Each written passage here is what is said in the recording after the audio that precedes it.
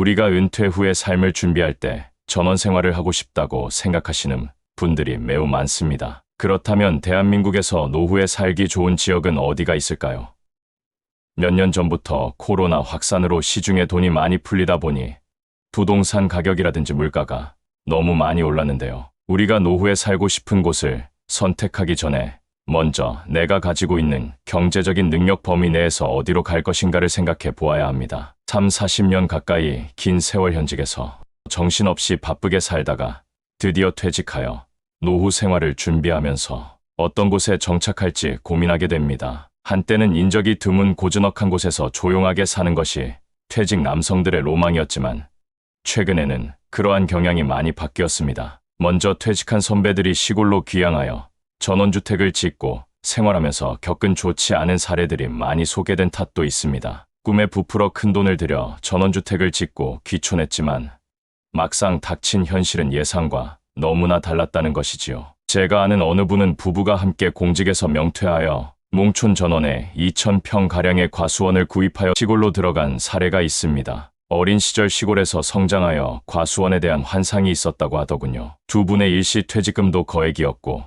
둘의 연금을 합치면 세상 사람들이 흔히 비유하는 웬만한 중소기업의 수익에 해당한다고 할 만큼 충분하다고 예상했지요. 그래서 귀촌 직후 도시의 지인들을 초대하여 바베큐 파티도 하고 술을 마음껏 마시면서 밤늦게까지 흥겹게 놀았답니다. 그리고 지인들은 밤늦게 또는 새벽 일찍이 도시로 떠났고 부부는 아침에 일어나 거실을 보니 기가 차더라는 겁니다. 밤새 얼마나 신나게 놀았는지 치우는데 두어 시간이 훌쩍 지나갔습니다. 그때부터 후회가 밀려들었습니다. 더 심각한 것은 다음 날이었습니다. 당시 귀촌할 때가 초여름 무렵이었는데 부부가 마당 평상에 모깃불을 피워놓고 나란히 누워 하늘에서 엄청나게 쏟아져 내리는 수많은 별들을 보며 즐겁게 담소를 나누었는데 그 순간 독하기로 유명한 농촌 모기가 무지하게 물어뜯었던 모양입니다. 부인은 모기에 질려 낭만이고 뭐고 그날 밤에 도시에 있는 아파트로 돌아와 버렸고 다시는 촌에 가지 않겠다고 선언해버렸습니다. 결과적으로 부인은 전원 생활을 한 달도 못하고 도시로 유턴한 것이지요. 시골에 혼자 남은 남편은 아무도 오가는 사람 없는 인적 없는 그곳에서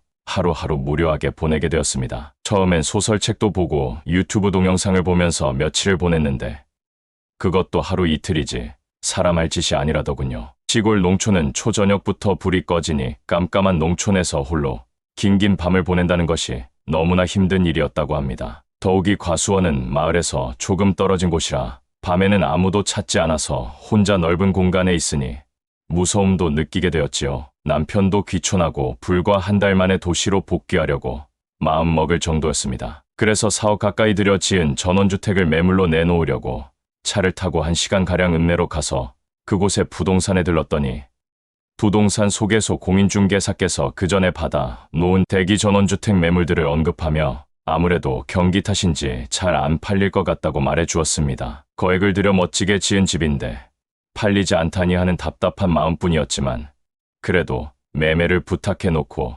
전원주택에 돌아왔는데 그날 밤은 더욱 적막강산이었답니다. 위 사례처럼 제 지인들이나 선배들 상당수가 도시를 떠나 시골에 들어가 전원주택을 짓고 낭만적인 시골 생활을 꿈꾸었지만 대부분 2년 만에 도시로 복귀하고 길어봤자 3년 안에 전원 생활을 마치고 돌아오더군요. 그리고 거액을 들여 지은 전원주택이 매매가 되지 않아 애물단지가 된 사례도 좀 있습니다. 노후에 퇴직금 일부 또는 전부를 쏟아넣어 전원주택을 짓고 나중엔 매물로 내놓아도 제대로 팔리지 않을 때 정말 낭패를 겪게 됩니다. 저도 한때 퇴직하면 시골에 들어가 전원 생활을 하면서 평화로운 시골 생활을 누리려 했습니다. 그런데 지인들이나 선배들이 들려준 시골 전원 생활의 문제점 애로를 접하면서 그 꿈을 접었습니다. 괜히 어설프게 귀촌하러 들어갔다가 오도 가도 못할 것이 뻔했지요. 비단 전원주택 처분만 문제가 되는 것이 아닙니다. 외부인에 대한 현지 주민들의 배타적인 텃세, 사람 왕래가 없는 지독한 고립감, 비싼 연료비, 병원 시설 부족, 일자리 문제, 교통 불편 등이 있었습니다. 다시는 전원 생활하지 않겠노라는 말을 많이 들었습니다. 그런 사례들이 보도가 많이 된 탓인지 최근 들어 많은 사람들이 수도권 또는 도시 근처를 벗어나지 않으려는 경향이 강해지고 있습니다. 왜일까요? 오늘은 노후에 살기 좋은 장소의 조건과 그 이유를 중심으로 살펴보겠습니다. 먼저 의료 접근성을 들 수 있습니다. 노후 행복의 핵심 조건은 뭐니 뭐니 해도 바로 건강입니다. 사람은 누구나 건강을 잃으면 아무런 의미가 없습니다. 더욱이 은퇴하여 노후 생활에 접어든 사람에게 건강 문제는 더욱 중요합니다. 나이가 들면 병원에 갈 일이 많습니다. 경우에 따라선 응급실로 직행해야 할 때도 있습니다. 내가 언제 어떤 상황에 쓰러졌다고 했을 때 병원까지 골든타임 이전에 도착해야 하기 때문에 병원 및 편의시설이 많은 지역을 선택하는 것이 좋습니다. 그래서 노후 생활에서 가장 중요한 요소 중 하나는 의료 서비스입니다. 노인들에게는 동네 병원뿐만 아니라 대형 병원에 대한 접근성이 매우 중요합니다. 병원에서 대략 1시간 이내에 노후 생활 지역을 정할 것을 권유합니다. 만약 긴급한 상황이 발생했을 때 응급실에 빠르게 갈 수 있는지, 그리고 응급 처치 후 대형 병원으로 신속하게 이동할 수 있는지 여부는 생명과 직결될 수 있습니다. 골든타임을 놓치면 치명적인 결과를 발생시킬 수 있습니다. 노후에 살기 좋은 도시를 정할 때 고려 사항 두 번째는 주변 환경입니다. 노후엔 무리한 근육 운동은 금물입니다. 간혹 TV 등 언론에서 70대가 근육을 자랑하는 장면이 나오는데, 물론 나이가 들어도 식스팩을 만들 근육 운동 그 자체는 나쁜 것이 아닙니다. 하지만 괜히 그런 것을 부러워한 나머지 무리한 운동을 하다가 크게 다치면 순식간에 건강을 잃고 그에 따라 삶의 질이 뚝 떨어집니다. 노후엔 한번 아프면 치명상을 당하기 쉽습니다. 따라서 회복하는데 상당한 시간이 걸립니다. 회복이 쉽지 않다는 것이죠. 노후엔 가볍게 걷는 것이 좋습니다. 하루 만보 걷기만 해도 충분합니다. 녹지 공간 같은 자연 풍경을 바라보며 천천히 걸으면 육체적 건강뿐만 아니라 정신적 건강에도 매우 효과적입니다. 그래서 은퇴 후에 거처하는 곳 주변의 공원이나 녹지 등을 고려하길 권합니다. 헬스클럽에서 땀을 뻘뻘 흘리며 운동하는 것도 나쁘진 않지만 야외 숲속이나 공원 같은 자연 속에서 가벼운 운동을 하는 것이 매우 바람직합니다. 주위 사람들과 담소를 나누며 걷다가 길가에 있는 매점에서 음료수라도 사서 나눠 마시는 것도 정말 재미있습니다. 셋째는 일자리와 교통 문제도 깊이 고려할 사항입니다. 우리나라 노인들은 서구 유럽과 달리 자신의 노후를 충분하게 준비하지 못한 경우가 많습니다. 서유럽 여러 나라는 오래전부터 국가적 차원에서 세금을 많이 걷어들여 사회복지 예산을 충분히 확보하고 국민복지 관련 정책을 충실하게 시행하고 있습니다. 그래서 유럽 나라들은 우리보다 노후 걱정을 덜 하는 편이고 자신의 삶을 여유롭게 누리는 경향이 많습니다. 우리나라도 최근 복지 예산을 많이 확보하고 다양한 복지 정책을 수립하고 시행하지만 아직도 노후 생활에 대한 걱정이 많은 편입니다. 그래서 상당수 노년 세대는 은퇴 후에도 일자리를 찾습니다. 예전과 달리 요즘 노년 세대는 육체적, 정신적으로 매우 건강하기 때문에 노동 능력을 충분히 갖추고 있기 때문이죠. 따라서 은퇴 후에도 일자리를 찾아 향후 삶에 필요한 경제 활동을 하려는 의지가 강합니다. 그렇기 때문에 일자리가 상대적으로 많은 도시 근처를 고려할 필요가 있는 것입니다. 이에 따라 유동인구가 많아 일자리가 많은 대도시 근처를 선호합니다. 경제적 준비를 갖추어야 삶의 질을 제고할 수 있기 때문입니다. 현직 때와 달리 은퇴 후에는 아무래도 수입이 줄어들기 때문에 교통비도 무시하기 어렵습니다. 그래서 도심에서 너무 멀리 떨어진 한적한 시골 마을에 거주하면 교통비나 시간적인 부담을 갖게 됩니다. 이런 사정으로 도시 중심부에서 1시간 이내 살면서 대중교통 혜택을 누릴 수 있는 곳에 사는 것이 경제적인 이점이 있습니다. 더욱이 65세 이상이 되면 버스나 지하철을 무료로 이용할 수 있는 혜택이 제공되는 지역도 많기 때문에 교통비 절감 효과도 기대할 수 있습니다. 넷째, 은퇴 후에 다른 사람들과 네트워크가 원활한 곳이 좋습니다. 나이가 들면 자연스럽게 타인과 교류가 적어지고 그에 따라 소외되거나 고립감을 느낄 가능성이 커집니다. 그런 상태에서 인적 교류가 드문 전원 지역에 거주하면 고립감이 더욱 커지겠지요. 물론 조용한 시골 마을의 생활을 희망하고 그런 곳에 사는 것에 적응을 잘하는 사람은 조금 예외가 될지 모르겠습니다. 하지만 대부분의 노년 세대는 은퇴 후에도 사회적 네트워크를 유지하는 것이 바람직합니다. 노후에도 가급적 다른 사람들과 많이 만나 교류를 하는 것이 정신건강에 큰 도움을 줍니다. 따라서 지역 내 사회복지관, 행정복지센터 등 시설에 접근이 쉬운 지역이 좋겠습니다. 지자체나 정부 기관에서 운영하는 다양한 프로그램에 적극적으로 참여하고 비슷한 연배들과 같은 취미 활동을 하다 보면 자연스럽게 네트워크가 형성되고 노후 생활이 더욱 풍요롭게 됩니다. 이에 덧붙여 주변에 친구나 가족이 있고 쉽게 만나러 갈 수 있는 교통 접근성이 좋은 지역이 유리합니다. 혹시라도 가족이나 친척들이 방문할 경우 자주 찾아올 수 있는 거리이거나 내가 그들에게 쉽게 찾아갈 수 있는 곳이면 좋습니다. 국내 어느 경제지에서 노후에 살기 좋은 도시를 선정한 적이 있습니다. 위에서 말한 여러 조건을 고려했을 때 노후에 살기 좋은 도시는 어디일까요? 금융권 전문가들과 부동산 전문가들의 설문조사를 통해 나온 도시들 중 몇 곳을 소개하겠습니다. 1위는 제주도입니다. 제주도는 은퇴자들에게 로망이라고 할 정도로 이상적인 장소로 손꼽힙니다. 최근에 은퇴자들의 한 달 살이가 유행인 지역이기도 합니다. 제 지인 중에도 이곳에서 한 달을 넘어 1년을 살다가 본가로 돌아온 사람이 있습니다. 일정 기간 본가에 있다가 다시 제주로 가서 이번엔 2, 3년을 더 지내고 오겠다는 계획을 세우고 있더군요. 저도 기회가 닿는다면 제주에 가서 한 달 정도는 지내고 싶습니다. 제주는 주지하다시피 천혜의 자연경관을 자랑하며 대학병원과 같은 의료시설을 보유하고 있습니다. 제주도는 녹지 환경이 잘 조성되어 있고 비행기를 통해 수도권으로 빠르게 이동할 수 있습니다. 제주도는 어딜 가나 10분 거리의 바다와 산을 마음껏 볼 수 있는 천혜의 자연환경을 자랑하고 있습니다. 지금도 우리가 황사나 미세먼지 얘기가 나올 때마다 사람들은 제주도를 떠올리곤 하죠. 또한 제주도의 웬만한 곳은 차가 막히는 일이 잘 없습니다. 빡빡한 서울에서는 어딜 가나 차에서 몇 시간을 그냥 허비하기 일쑤지만 제주는 다릅니다. 그러나 지금 제주도에 살고 있는 사람들은 몇 년 새 제주의 자동차와 관광객들이 너무 많아지다 보니 옛날의 제주도가 아니라고 말합니다. 또한 최근 제주도의 골프장이 너무 많이 들어서면서 골프장에 사용한 농약 때문에 수질오염도 심각하다고 합니다. 아무래도 제주도에 관광객이 많이 몰리고 한 달 살이 같은 특별한 삶의 공간으로 인식되어 방문객이 늘어나다 보니 부동산이나 환경 오염 등의 문제가 수반된다고 봅니다. 그럼에도 불구하고 제주도가 살기 좋다고 느끼는 것은 서울에서 비행기로 1시간이면 도착할 정도로 매우 가깝고 제주도 풍경은 흡사 하와이 같아서 꼭 해외에 온 것 같은 느낌을 주기 때문입니다. 그런데 제주도도 65세 이상 고령인구가 증가하면서 현재 고령사회로 진입했습니다. 그러다 보니 노인들이 할 만한 일자리가 특별히 없다는 것도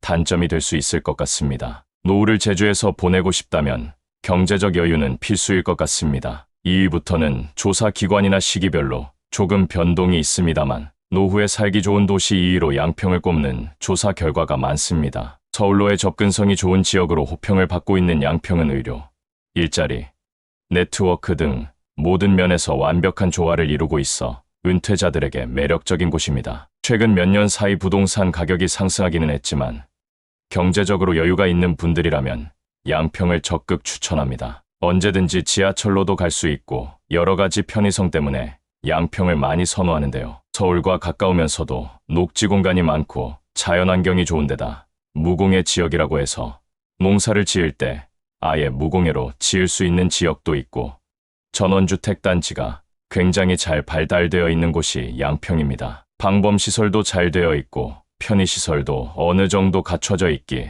때문에 사람들이 서울에서 가까우면서 자연환경이 좋은 곳으로 양평을 많이 선호하고 있는 편이죠. 3위는 강원도 춘천과 삼척입니다. 춘천은 그림 같은 호수와 풍부한 문화유산으로 은퇴자들에게 인기 있는 목적지입니다. 자연 풍광도 좋고 의료 서비스가 잘 마련되어 있으며 수도권과의 접근성도 좋습니다. 도시의 여유로운 분위기는 노년기에 완벽한 장소로 만들어줍니다. 다만 주택 가격이 높은 편이므로 경제적 여건을 고려해야 합니다. 춘천과 더불어 강원도 속초가 최근 살기 좋은 도시로 부각되는 지역입니다. 서울에서 2시간 정도면 갈 수 있기 때문에 서울 접근성이 좋고 속초, 강릉 등 강원도 해안 도시들은 설악산의 동해까지 산과 바다를 한꺼번에 즐길 수 있는 최적의 자연환경을 갖춘 지역으로 꼽히고 있습니다. 동해 바다를 가본 사람들은 좀처럼 남해나 서해 바다를 가려고 하지 않을 만큼 이곳은 매력적인 곳입니다. 은퇴자들은 천혜의 자연환경과 서울 접근성 그리고 맑은 공기 때문에 속초를 많이 선호하고 있는데요. 수도권 접근성이 좋아져 관광객이 많이 몰리면서 최근 들어 강원도 또한 부동산 가격이 굉장히 많이 올랐습니다. 은퇴자들에게도 분명 매력적인 곳이긴 하지만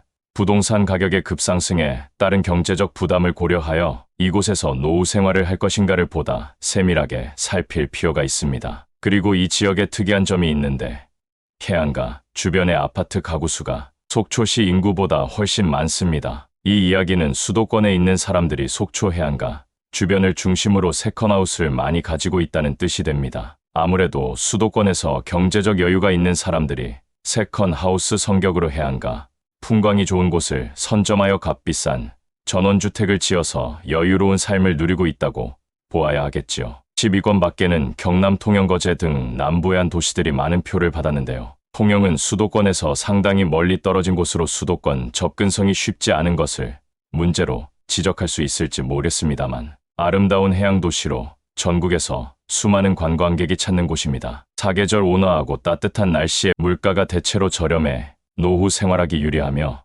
바닷가, 풍광이 수려한 도시라 향후 교통망이 좋아지면 노후 주거지로 더욱 인기를 끌 것으로 보고 있습니다. 끝으로 우리가 노후를 보낼 주거 환경을 따질 때 반드시 고민해야 할 것은 바로 은퇴 자금입니다. 은퇴 자금이 충분하지 않으면 아무리 살기 좋은 도시라고 해봐야 그림의 떡에 불과합니다. 노후엔 건강만큼이나 자신의 경제적 사정이 중요합니다. 경제적으로 궁핍하면 노후의 삶이 진짜 팍팍해집니다. 먹고 싶은 건 먹고 가고 싶은 내 마음대로 가려면 돈이 있어야 합니다. 그런데 우리나라 노인들 중에 노후 자금을 충분하게 준비한 경우가 적은 편이지요. 2년 전에 퇴직한 저도 경제적 여유가 없기 때문에 이 나이에도 몸에 무리가 가지 않는 범위 내에서 하루에 몇 시간 정도의 아르바이트를 하며 용돈을 벌고 있습니다. 노후에 내가 가지고 있는 자금 전부 새로 집을 구하는데 모두 쓰면 절대 안 됩니다. 노후엔 부동산보다 현금이 매우 중요합니다. 고액 연금을 수령하는 사람이야 노후에 걱정이 덜 하겠지만 아무래도 우리나라 노년 세대는 현금보다 부동산 보유 비율이 높아서 노후 삶을 여유 있게 보내는데 한계가 있습니다. 그래서 나이가 들수록 현금 흐름을 확보하는 게 중요한데요. 물론 노후를 좋은 집에서 보내는 것도 좋지만 계속 일을 할 수 있을지도 모르는 상황에서 은퇴 자금을 집에 전부 투자하면 절대 안 됩니다. 도시에 있는 집을 매매하여 전원 생활하러 들어가는 사람들도 향후 문제가 생기게 됩니다. 지금 당장이야 그림 같은 전원주택을 지어서 낭만적인 시골 생활의 꿈에 부풀지 몰라도 나중에 다시 도시로 돌아올 경우 전원주택이 골칫거리가 되기 때문입니다. 그래서 도시에 있는 집을 팔고 시골로 들어가는 생각은 아예 하지 않는 것이 좋습니다. 앞으로 우리나라 인구는 점차 줄어들 것이고 수도권보다 지방이 도시보다 농어촌 지역의 인구 소멸 지역이 속출할 것으로 예상되고 있습니다. 벌써부터 인구 절벽이란 말이 등장하고 있는 현실을 감안해야 하겠지요. 이렇게 앞으로 예상되는 인구 통계를 감안하여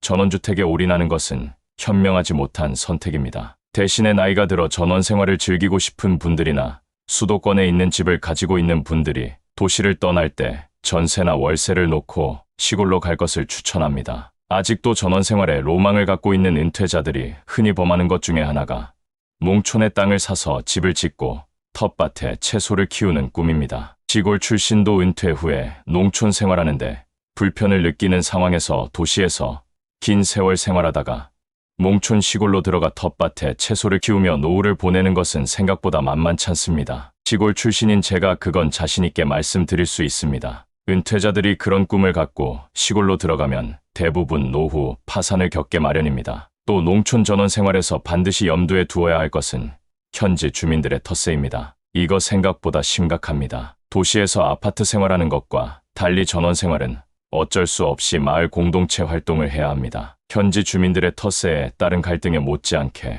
전원주택 관리 비용 문제도 큰 고민거리가 됩니다. 사람들이 꿈에 부풀어 전원 생활하다가 결국 도시로 다시 복귀하는 이유 중에 하나는 전원주택 관리 비용 문제입니다. 전원주택은 귀촌 귀양자가 스스로 모든 걸 혼자 해결해야 하기 때문에 집에 무엇인가 고장이 나면 일일이 알아보고 고쳐야 하니 관리 비용이 만만치 않습니다. 또 전원 생활의 단점은 바로 황금성입니다. 도시의 아파트는 누구나 선호하는 부동산이기 때문에 필요하면 매매가 어렵지 않게 이루어지지만 전원주택의 경우 조건에 맞는 매수자를 찾기가 쉽지 않습니다. 심지어 전원주택이 매물로 내놓아 몇 년이 지나도 팔리지 않은 경우도 심심찮게 있습니다. 반값에도 안 팔리기까지 하지요. 그래도 전원 생활을 하고 싶다면 사전에 귀촌 귀양 관련 기관에서 실시하는 각종 프로그램에 참여하여 미리 경험하는 것도 좋습니다. 아니면 시골에 들어가 일정 기간 농가를 임대하여 현지 주민들과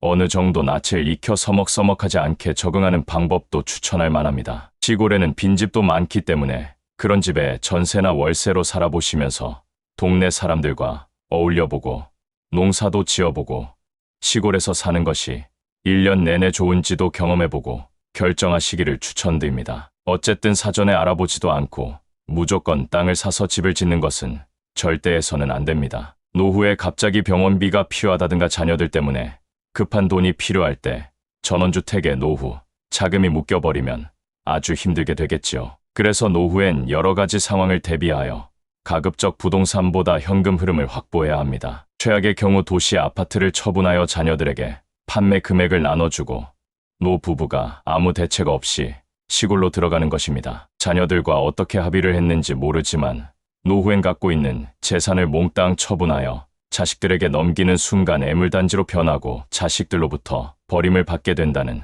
점 잊으면 안 됩니다. 부모 사후, 재산 처리 문제는 자녀들 몫이고 살아있는 기간에 내가 편하게 쓰고 간다는 마음으로 노후를 즐겨야 합니다. 자녀들 삶을 위해 돈을 많이 남겨놓으면 그것이 오히려 재산 다툼의 씨앗이 된다는 것도 잊지 마십시오. 오늘 내용 도움이 되셨나요?